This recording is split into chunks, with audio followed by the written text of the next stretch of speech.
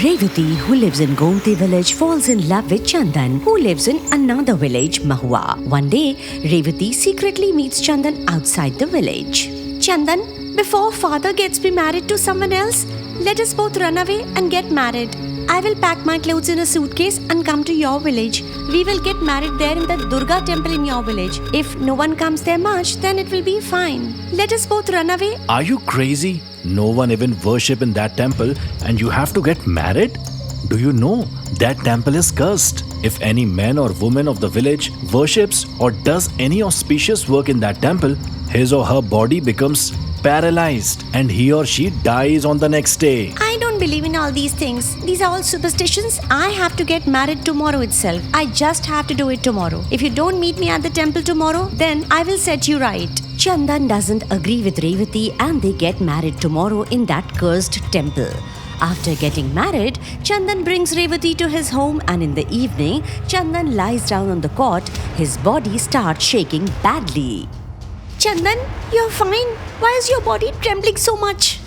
As soon as Revati spoke like this, Chandan's body started to sag and his eyes widened. Chandan speaks in a painful voice. I told you that the temple is cursed. Now I will die by tomorrow evening. Seeing Chandan's condition, Revati starts crying loudly. Hearing her cry, all the villagers gathered there.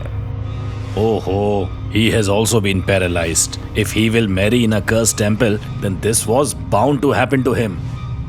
A few days ago, my son also went to that temple and worshipped despite my refusal. And today, he is no more with us. But how did that temple become cursed? As soon as Revati asked such questions, the villagers were stunned and they all started leaving from there without telling anything to Revati.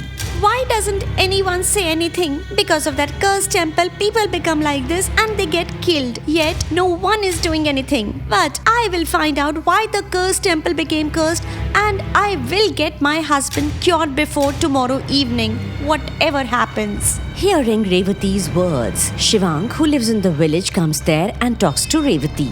These villagers do not want to tell anything. But behind the Durga temple, which is a cursed temple, lives a hunchbacked aunt. She knows about all the incidents that happened in that temple. But she does not even talk to anyone. I will go to Hunchback Kaki. Saying this, Revati goes to the house of Hunchback Aunt and knocks on her door. Humpbacked Aunt opens the door and starts looking at Revati with her big eyes. Auntie, I got married in the Durga temple this morning and by evening my husband got paralyzed. Now only you can save my marriage. Everyone will be killed. Everyone will be killed. She will not leave anyone. Your husband will also be killed. Auntie, what are you saying? Please tell me something. I love my husband very much. I cannot let him die. Hunched Auntie doesn't tell anything to Revati. Revati speaks furiously. Auntie, even if it was your son in place of my husband, you would not have done anything to save him? What do you want to know? How this temple became cursed? So listen. Many years ago, my friend Phool fell in love with the son of the priest who worshipped in this temple. But the priest's son took advantage of Phool and married him. He promised, and one evening when there was no one in the temple, he called Phool to meet him and started behaving disrespectfully with her alone.